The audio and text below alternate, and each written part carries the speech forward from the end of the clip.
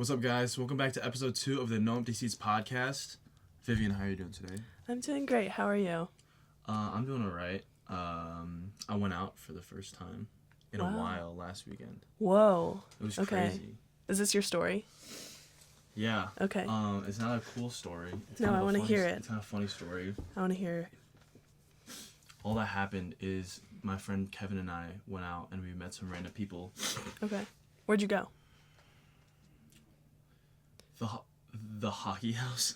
Okay. Wonderful. So fun. So yeah, we were mogging around there, and then and then we met this girl. I won't name drop her. You know who you are if you're listening to it. Also, we had 6 viewers on the last Yeah, we're podcast. incredibly accomplished. So I'm pretty proud of that. And honestly, I struggle with the numbers and stuff a lot, with like worrying about if people are enjoying or liking and stuff like that. But shout out to my family. Yeah, Vivian's family was half the viewers. So I'm honestly pretty proud of myself that I just don't care at all if anyone listened to it or not, because it helped me. Hopefully it helped you. Yeah. So that's all that matters. So yeah, we So you went out. We went out, and then we met these 3 people and these 3 girls, and I was with Kevin and this one girl. I think she's a freshman, and she just when we went to wellness to get like grab coats or something, she was just behind my ear in the elevator saying, "No empty seats, no empty seats." What? And she's like, mental health, and I was like, what? I was like, my name's Michael, nice to meet you. But it was really funny. Like, she was just behind my ear like this, just whispering it behind me and just looking up at me like E.T. It was really funny. That's really funny. So yeah, that described my night on Saturday. Wonderful. Yeah, just hopping from hockey to the swim house. Just so much. You're so cool. It was pretty savage. Yeah. So yeah, that's how my weekend was. I just finished a master's in public health 4+1 application. What is... Oh, my friend's doing that. Applied or already in it? She's in. Well, she's older. Nina. You met her. The person that's going to come in right now, he's in it too. He's a cool. junior.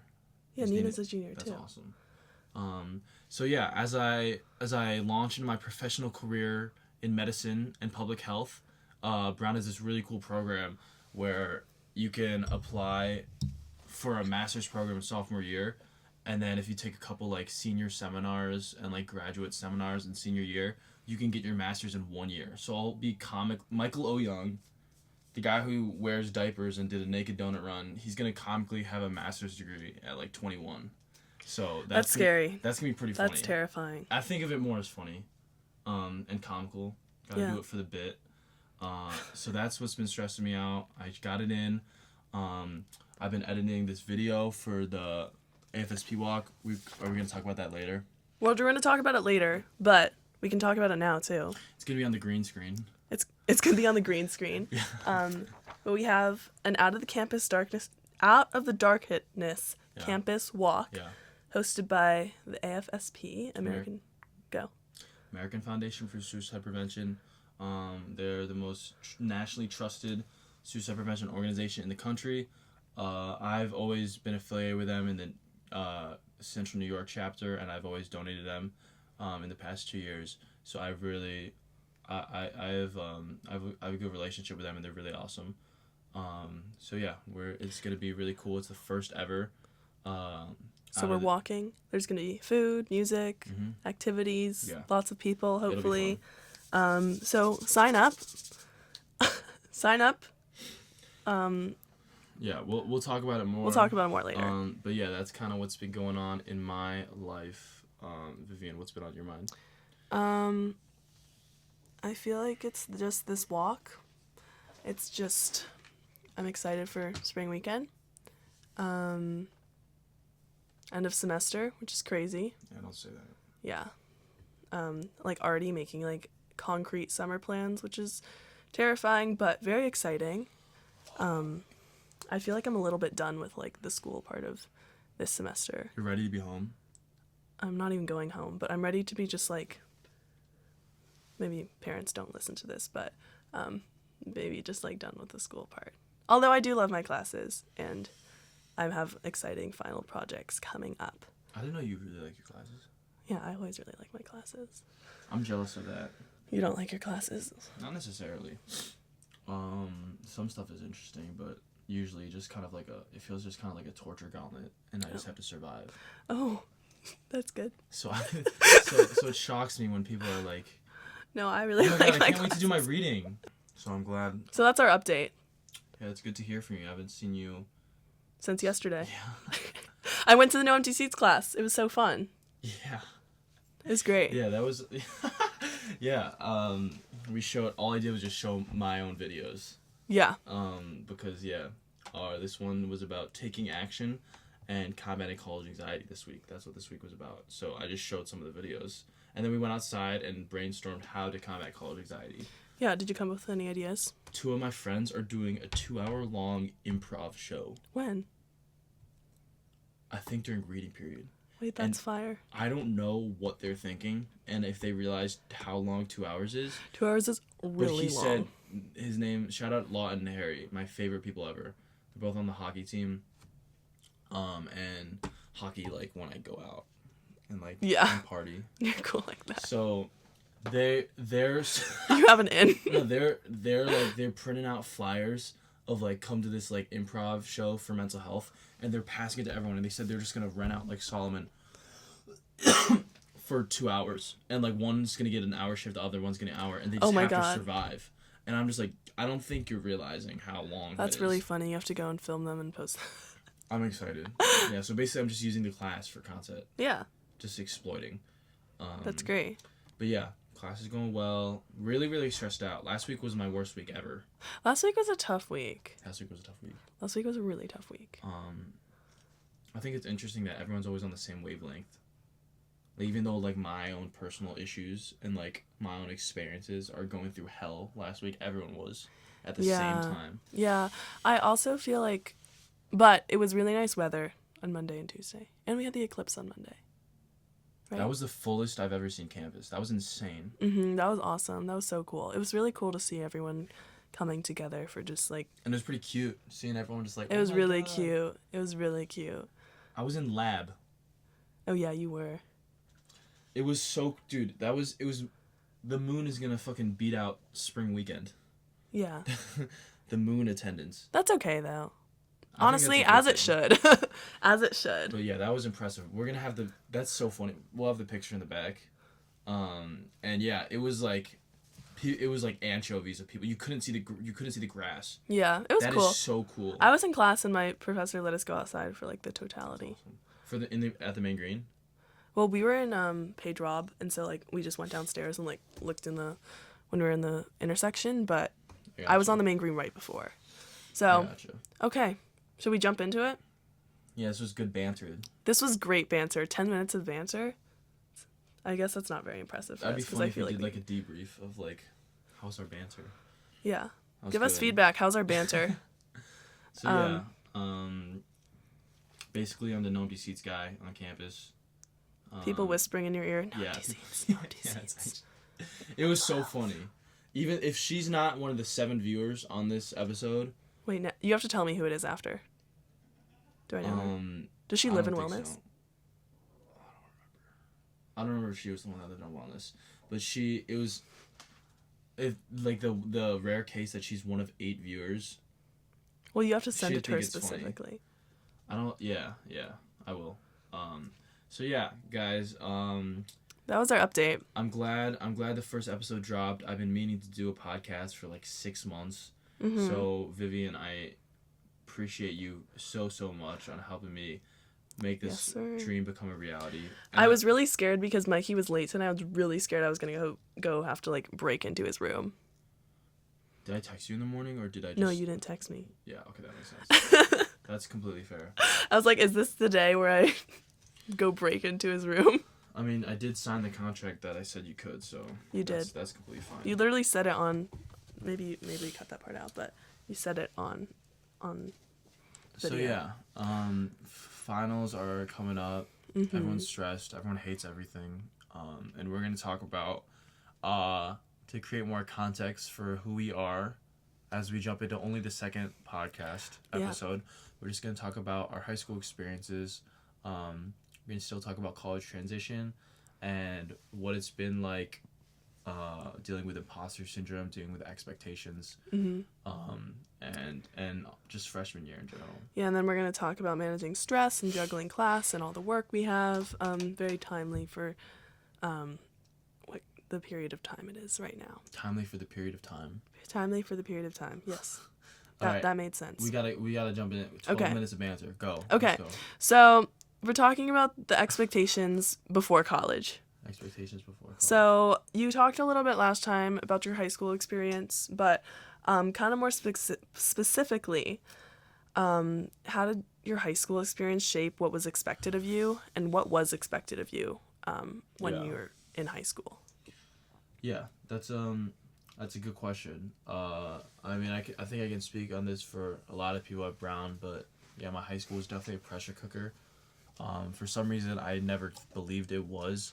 Maybe because I was in this like tight bubble of thinking it was normal, and also, I hate to say it, but like there were no rankings on my high school, especially because it was public. So I was like, oh, this must be happening everywhere. But the pressure and the expectations, along with other external things like family and cultural expectations, seasonal depression. Syracuse gets really, really gloomy and wet and dark for like 7 months of the year, 7-8 months of the year.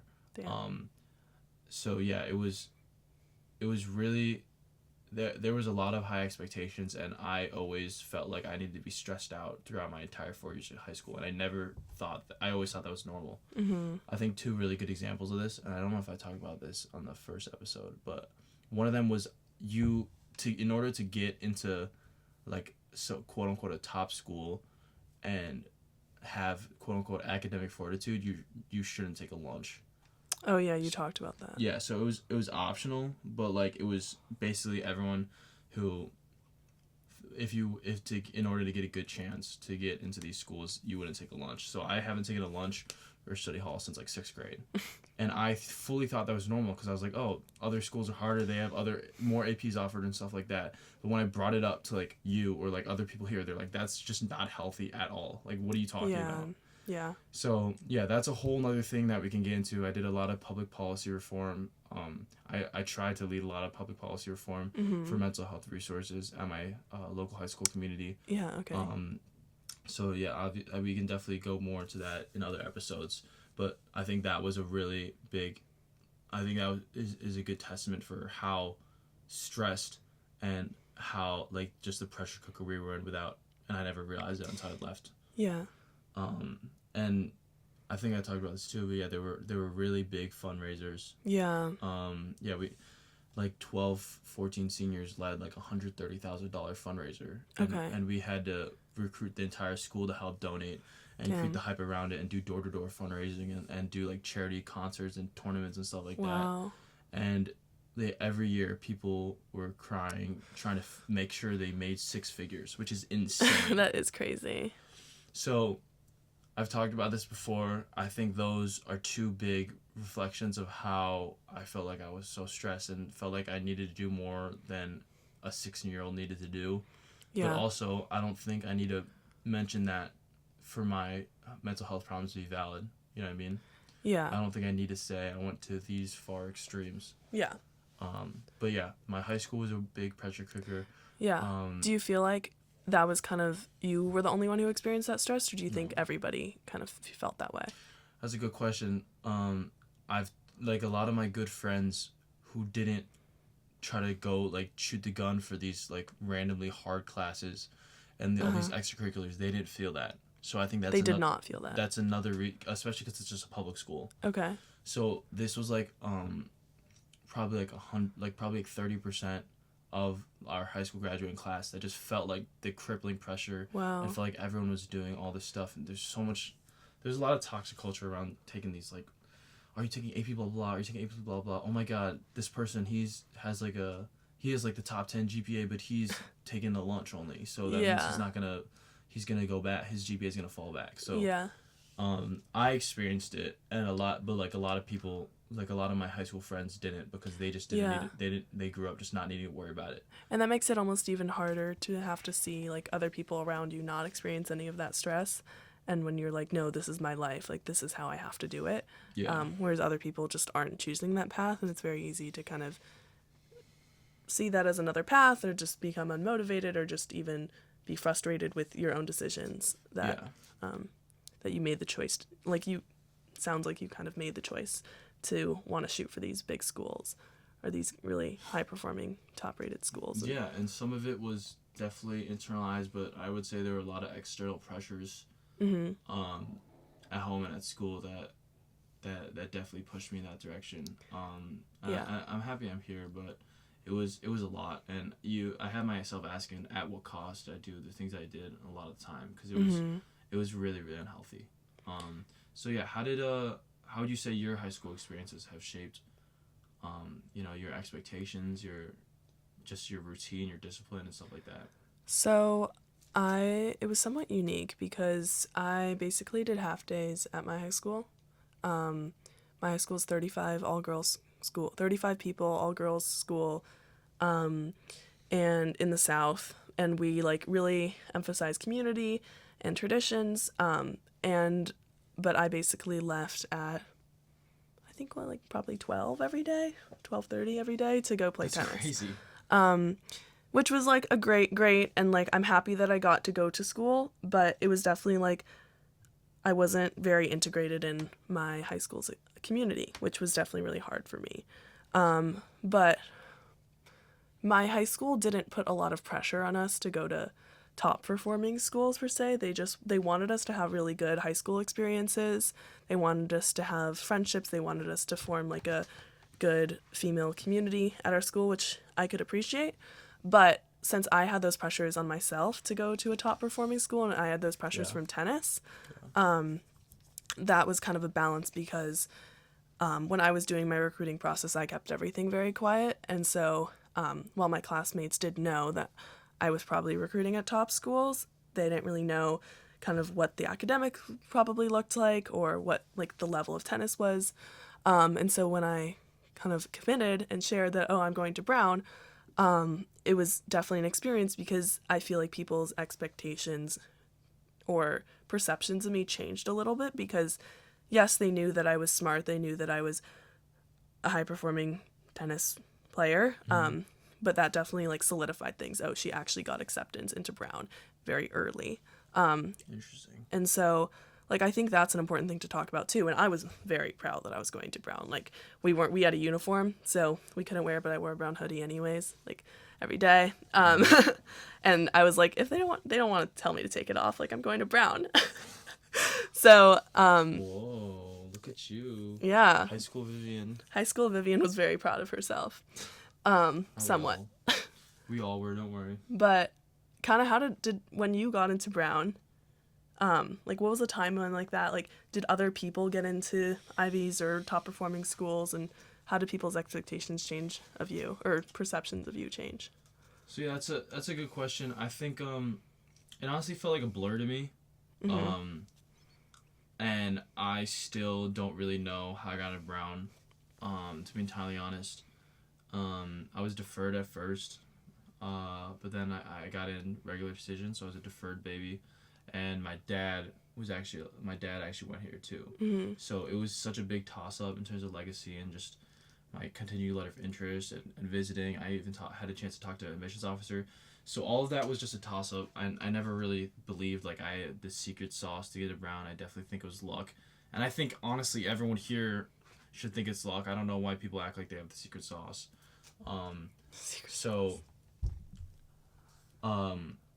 Honestly, this question makes me think of a conversation I had with Lucas Gascon. Shout out him. But we were talking about how no matter what we do or what we accomplish, we kind of are so hard on ourselves, where we're like, if I did this, it must have been really easy. So it's nothing worth value. Yeah. And we both related to a lot, and I thought it was interesting because I've never vocalized that, but I always think about that. I'm like, oh, if I did it, either it was easy, or either it was just fed to me on a silver platter. Like I'm just the product of my environment. Like maybe that's how I feel Brown. Like of course I did because I had such good resources and I grew up really privileged in my suburban high school. Like of course I got into Brown. Like I should have. I don't fucking know. Of course I got this good grade. I took the class in high school. The amount of times I said that and just trying to beat down any like good grades I had in college, I do that so much. Yeah. And I don't give myself any grace. So when I fall short of things, I beat myself up because I'm like I should be doing this. But when I do good things or something that should deserve my own appreciation and gratitude, I'm just like, it should be happening. It must have been easy. And it is like important to like remember where you came from and to check your privilege, but it is also important to give yourself praise for the amazing things you're doing or just whatever you're doing, because that's what you would do to your friend, or that's what you would do to your that's what you would do to your friend. If your friend got a good grade in a class, you would say good job, not good job, but you took the class in high school, or Okay, so now we got to Brown, and all of a sudden, we're not at the top of our class. We're small fish in a big pond, and it's kind of a big change for high school. And it was a big change from high school for me, and that a lot of times leads to, and so like confusion, disorienting feelings. Yeah, it's just like a new experience that I feel like when I came to college, I'd never felt before. So kind of how was that adjustment for you? And I think lucky for me, I wasn't anywhere near a valedictorian. I kind of I'm kind of used to failing tests. So I think I'm good in that regard, which I think was really, really interesting. The idea of a B, like it still beats me down a lot. And I still hold myself to a high standard, but like it's not like my whole identity is ruined, if that makes sense. Okay. So I've bombed. I'm pretty good at bombing things. I'm pretty good, like especially during COVID, pre-AP honors Latin. Whoa. I was failing everything. So I think I know a lot of people, and this doesn't need to even be like in the context of grades, just a lot of people have felt like they've been on like this perfect streak and stuff. Yeah. And I can't imagine what that pressure feels like especially when it feels like that's so tied to their identity and who they are. But luckily for me, I'm really good at failing tests. That's good. Good for you. Yeah. So I don't know. I definitely feel imposter syndrome a lot. I definitely get flashbacks to feeling like I'm not good enough and people judging me for my grades. Yeah. Which sucks. That just that leaves such a sour taste in my mouth. Just the idea that that's very happened silly. Back in my high school. Yeah. And maybe people weren't even judging, but it felt like it. There was something in the air then. But yeah, as I transitioned here, it actually wasn't too much school that was the problem. Like I said in the last podcast, it definitely picked up. This semester, and as I take these harder classes, I'm in orgo and physics and stuff like that. But it's always been the social stuff. It's always been the social transition. But no, that's a good question to talk about expectations. What about you? What would you say, especially coming in as an athlete? Yeah, I think what I kind of realized the summer after my freshman year is I was yes, I had failures, like, of course, and I just didn't recognize them as failures. And since I was so, like, quote-unquote perfect throughout high school, I had this expectation that I needed to be perfect freshman year, and that I was really unforgiving of myself anytime I made a mistake or I experienced any sort of failure. And so kind of what I realized after having a tough freshman year and honestly failing at a lot of different things in a lot of different ways is a big thing that I worked on summer after freshman year was being okay with failing and being okay, like, admitting, yep, I failed a lot of freshman year. Like, what freshman year was, quote-unquote, supposed to be, like, I failed.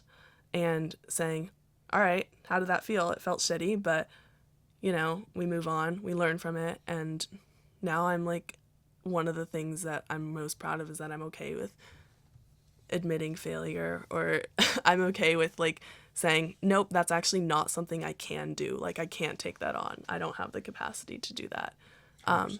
And so like that's definitely like, I mean, I was valedictorian in my class. Like I was like the at the top of South Carolina's tennis rankings. Like, and so like there were so many external rankings and ratings that like put me so high up that like it gets to me, and it gets to me that I should continue doing that. And so I had somewhat of an ego freshman year, and I still do, that I should be quote perfect, and I shouldn't fail. But that's definitely something that I've had to work on and had to think about. Yeah, I think it's really mature. One, to like admit that you feel like you have an ego. I think it took a lot for me to talk about how I think about myself more than I think I should. And I don't know. I think that's really cool that you've given yourself time for that soul searching and stuff like that. It's definitely been necessary for me as well, trying to figure out who I am and stuff like that. Yeah, the summer after my freshman year was just me like breaking everything down and being like, this is how I need to go about my life now. Like, I'm not doing it in the way that's being successful. Yeah, it's so funny that we're having midlife crises as a 19-year-old. Yeah. Who knows what a real midlife crisis will be? I don't know. God. Running half marathons and shaving your head. Yeah. So yeah, that actually reminds me of a quote. Actually from a Brown student that I saw online. This girl was saying, "You can do everything, but not at the same time, not all at once." Which I think is reminding me of what you're saying of like your time is precious and you have to be able to allocate it accordingly. Yeah. And that kind of goes on to like the next. Well, that kind of has to do with like what the second part is going to talk about in terms of like managing classes and juggling work, but kind of going back to this like imposter syndrome. And so all of a sudden we're fish in this big pond, and a lot of times leads to imposter syndrome. Like, who are we in this kind of bigger arena? Or like an identity crisis too, more so. Yeah. And what makes you you, and what makes you stand out, and what are your values? I mean, that's how I felt. And so like, how were you combating that on a daily basis? Does it help? Yeah. How do you feel it? Like, what are the kind of experiences of imposter syndrome that you feel? Yeah, no, that's a great question. Honestly, I would say this just kind of reminds me more of identity crisis more than imposter syndrome. I think to start with, it was really disorienting me trying to figure out what I should leave at home, if that makes sense. Okay. Like what extracurriculars I should leave at home. Because maybe stuff I just did just for like resume building and stuff like that, and stuff I did just because I really liked it. Yeah. Identity, honestly, in terms of like my friends, I have a really, really strong knit community back at home, and it was really hard to not be able to see them every day. Shout out all you guys. I miss you a lot. So that was really hard for me to try to figure out. And yeah, just trying to figure out what stays with me. Okay, that's really interesting. I would say it just took a lot of time. I think time healed that a lot in me trying to figure out who I am and how I don't need to have it figured out yet. But circling back to grades, I think what helped the most in terms of imposter syndrome was just Brown's GPA isn't really standardized at all, which is actually insane.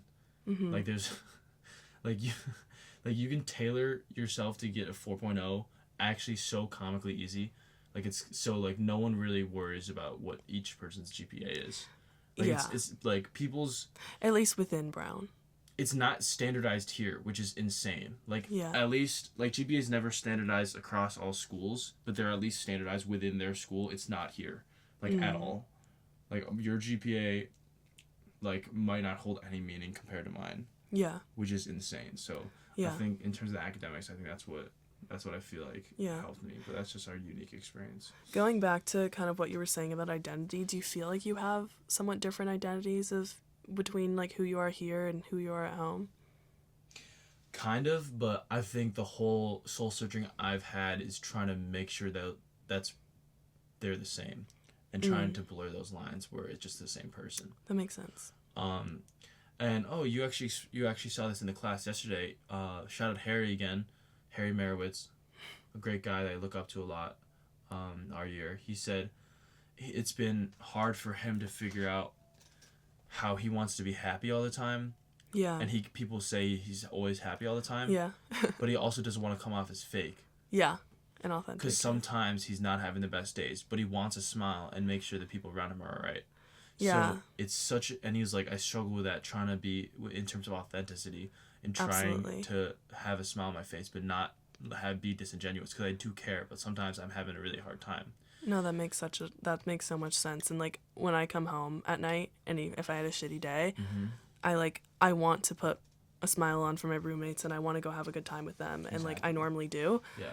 And then maybe I make them listen to me complain about my day or talk about how shitty of a mood I am. But like, I always like, I want to be happy, and I want to like be helpful, and I always want to like put myself out there and be there for my friends, and like, and like put on a good face, because like I want to be a positive person. I want to put positive energy into the world. So that's like definitely a balance that, I mean, that was really interesting when he said that yesterday. No, yeah, it was really awesome. It definitely made me it definitely validated me, made me feel better that a lot of people are kind of struggling with how they interact with people and trying to find that consistency. Yeah. In terms of like you last year, how would you tell you, if you were to say something to yourself last year about being an imposter, what would you say to yourself? I would say, don't listen to the overwhelming things going on around the horn. We talked about this actually in Active Minds, which is a mental health club here at Brown. We had a mental health monologue where a couple people came up and it was just an open mic, just talking about their experiences. Yeah. And this one freshman came up and he was talking about how it was really hard for him that he's 25% the way done with college, and he is seeing how friend groups are already coming together. They're going on trips together. They're finding their soulmates and stuff like that, and it can be really hard to see that right beside you. And I think something that really stuck with me was the idea that people were saying freshman year is the best time to make friends. Yeah. And I was telling him after he said that, I was like, only freshmen say that. Yeah, also, yeah. like, it might feel that way, but, like, I've never heard anyone else other than a freshman say that, because everyone just put in this pressure of just try to make friends. Yeah, and of course, some people make friends freshman year. And if you find your soulmate, if you find your friend group, that's amazing. But, like, there's no timeline for anything. Like, you're gonna be okay. You got to give yourself time, and definitely comparing yourself to other people is definitely gonna make the healing process worse. Yeah, and I think something I heard a lot is like, oh, you're gonna find your people at Brown, and I was like, okay, I'm gonna find my people at Brown, because I didn't find my people in high school. I'm gonna find my people at Brown, and so I came here and I wanted to find my people, and I did not find my people freshman year, and it was stressful, and I was nervous because I had random roommates, and then those random roommates ended up becoming my best friends at Brown. And so I found my people because we were paired together randomly through Res Life. And then I was in, like, and then I've made all my friends through them. And so, yes, I found my people, but it happened randomly. I got lucky. It happened late, or quote unquote late. It's not late. But yeah, like, I was like, oh, I haven't found my people yet after freshman year, and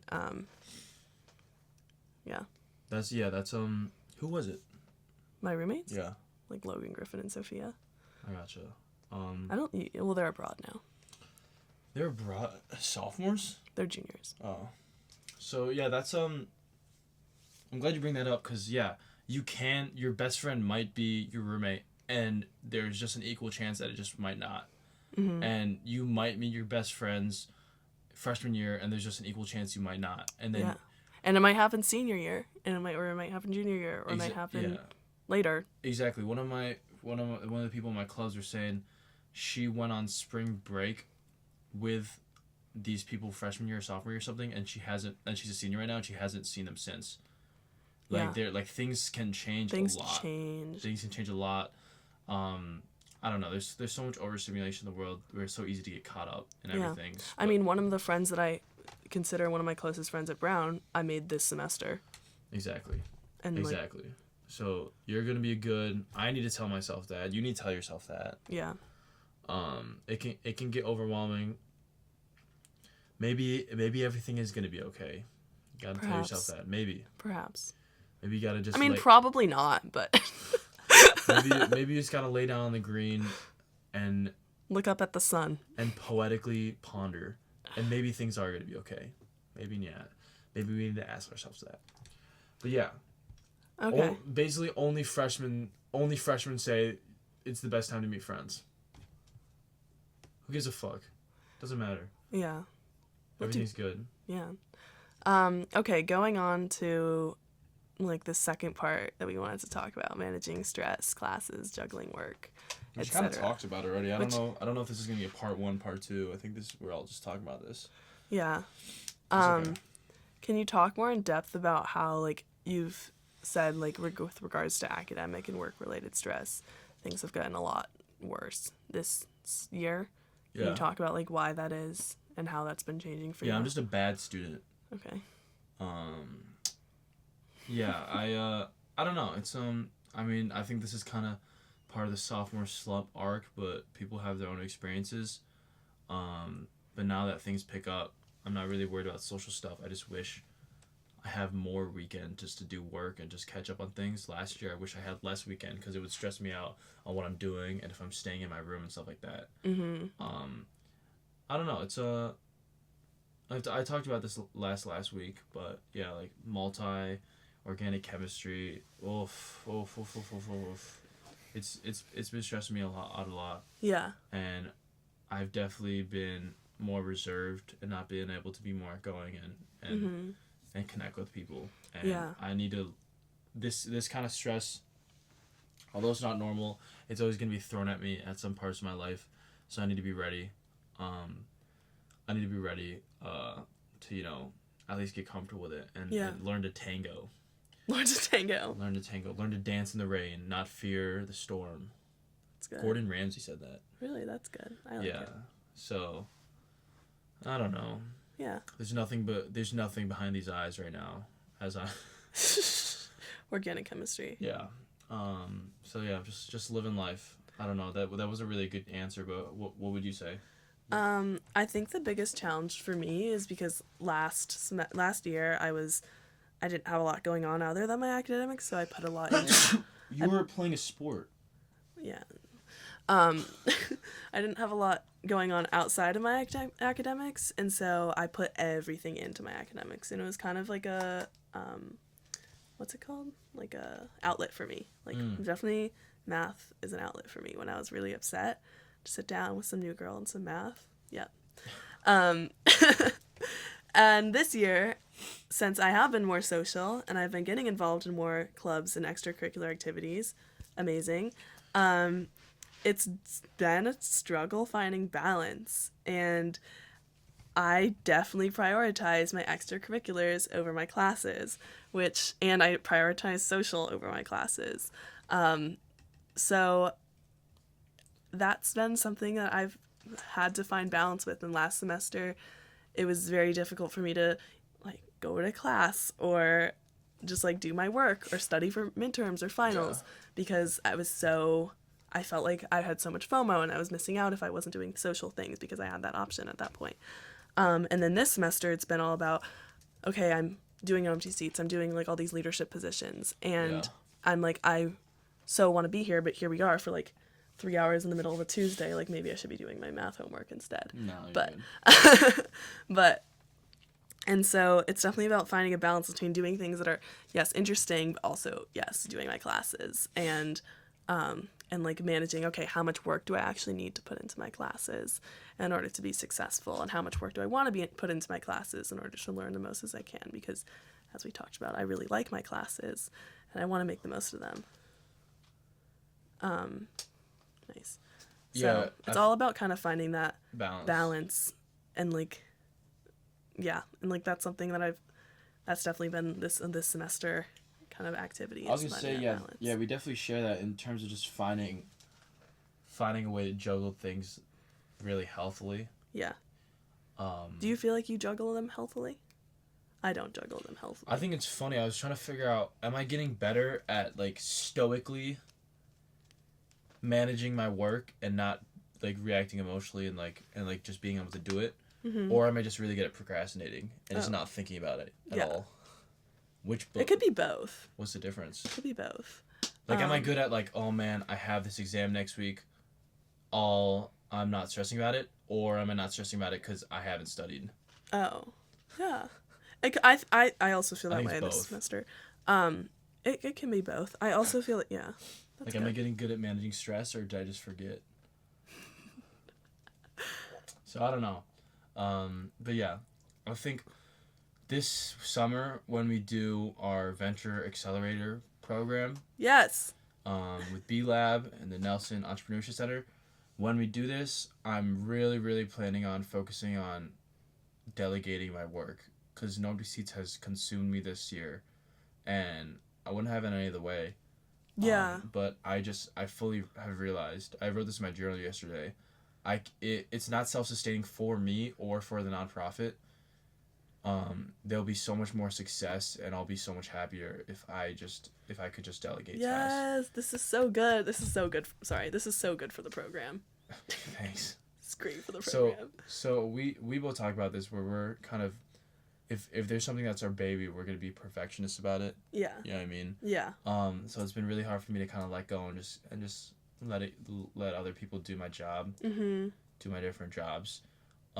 So that's kind of what that's gonna be, because there's 50 people on the interest flyer form that are willing to do stuff, and it's just been kind of scary for me just to take my hands off the wheel.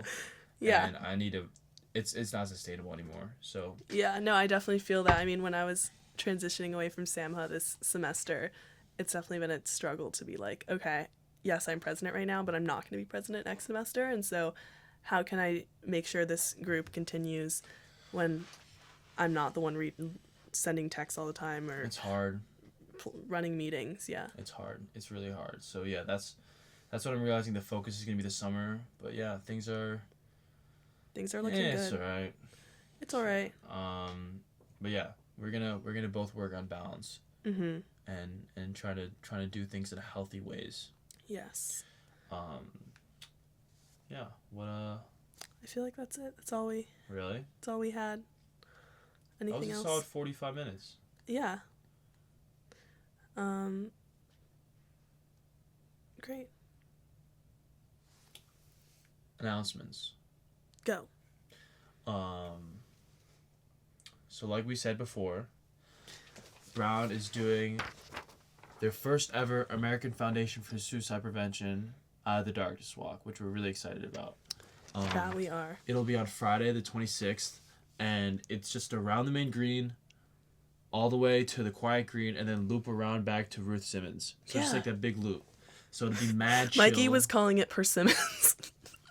That's not the name. What's the other thing? Ruth Simmons. You said it right today. No. What's the other one? The quiet green. No, the other one. That's Ruth Simmons. No. There's a fucking Patriots Court. Oh yeah, Riston. Yeah. Whatever. Those will not be included in the walk. So it'll be fun. Make a team. There'll be the link will be in the description to make a team for the AFSP walk. If you want to donate. But honestly, we're planning on the most amount of people coming just at 5:00 on Friday when classes are ending. Just for people to show up on the main green. Show up on the main green. Come, have fun, hang out with your friends. Music, pizza, dancing. We'll do that. Yeah, Mikey will dance. I'll dance if you guys come. Maybe we can shave your head. Yeah, you really don't like my man bun. Maybe we can shave his head. So yeah, it'll be a good time. I'll be donating $2,000 through No Empty Seats, and yeah, I'm excited for it. Anything else you want to say? We'll be making the video soon. Anything else you want to say about the AFSP walk? I don't think so. Yeah, if you're interested in joining No Empty Seats or being a guest on the podcast or just ideas you want us to talk about, please reach out. And yeah, what else was I gonna say? Oh yeah, Masters in Public Health. We're in a venture accelerator this summer, so we'll continue to work on empty seats. If you want to collaborate, share your story, get wristbands, stickers, clothing for your team, club, or just yourself, please reach out to me. And yeah, I met a LaCroix ambassador Oh. the other day, and she was carrying this like really big cooler that was shaped in LaCroix, Oh, that's kind of cool. and she was just rolling around, and it was so loud, and it was the funniest shit Wait, ever. that is really funny. We should try to get that. That's just another announcement, I guess. Thanks for listening. Thanks for listening. I appreciate it. Again, there's only 4 viewers. I don't care. I had fun. This is helping me. I was feeling crappy earlier today. This is a good episode. I'm very proud of us. Thanks. I'm proud of you too. All right. Thanks for listening. There's gonna be something so funny in the green screen. I'm gonna find something funny. Peace out. Bye.